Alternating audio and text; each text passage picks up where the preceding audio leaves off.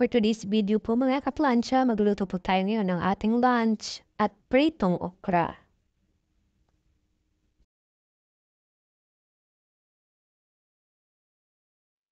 Ayan mga kaplansya, yung pipretuhin nating okra na yon for our lunch.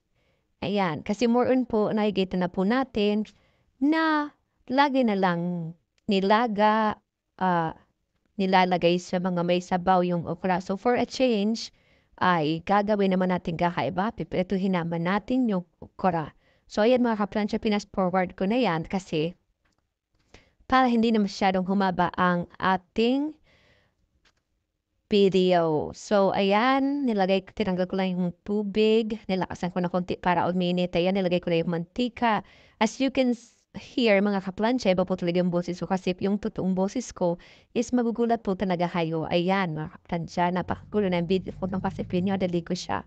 Ayan, so habang ginahantay nating uminit yung mantika, ayan, ilalagay na natin yung pritong okra. Wow! Ayan, isa-isa lang muna. Hindi ko alam kung paano ito maluluto, pero titignan lang natin. Kasi first time ko rin magluto ng pritong okra. Ayan. Yan, lagay pa habang may space para makatipid tayo sa kuryente at saka sa mantika. Ha, ha, ha, ha. Ayan. Mga kaplansya, hindi ko na po alam kung anong gagawin ko dyan kasi hindi ko alam kung paano siya maluluto. Pero siguro, pag malambot na siya, ayan. Paano nga ba siya lalambot? Iprito nga siya. Dapat crispy siya. So, pero malalaman din natin mamaya mga kaplansya kung paano siya maluluto. Ayan, sige na. Halo-halo, balibaliktad. Ganyan. Katulad ng pagbamal niya sa akin, laging baliktad. Ganun.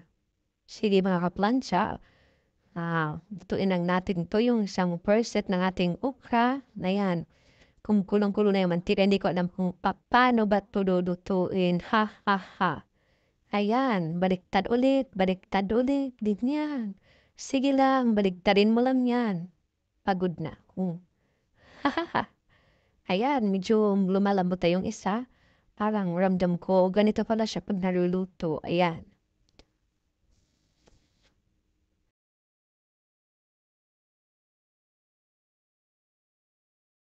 At ito na nga, luto na siya. Ayan, mga kaplansya, luto na yung ating pritong okra kasi namumulo na yung lutuan natin. Ayan, natatawa ako habang ginagawa ko itong video na to kasi hindi ko alam kung paano siya barluto. Ayan, sige lang, luto-luto lang. Hanggang sa maluto yan. Okay, mga kaplansya? At ito na nga, luto na siya mga kaplansya. Sinalay ko na sa lagayan natin at ngayon naman ay iinitin natin yung pritong isda. At ayan mga kaplansya, ito na po ang ating lunch for today's video. Thank you so much mga kaplansya. Don't forget to like and support. Bye! Mga kaplansya, see you on next vlog. Mama!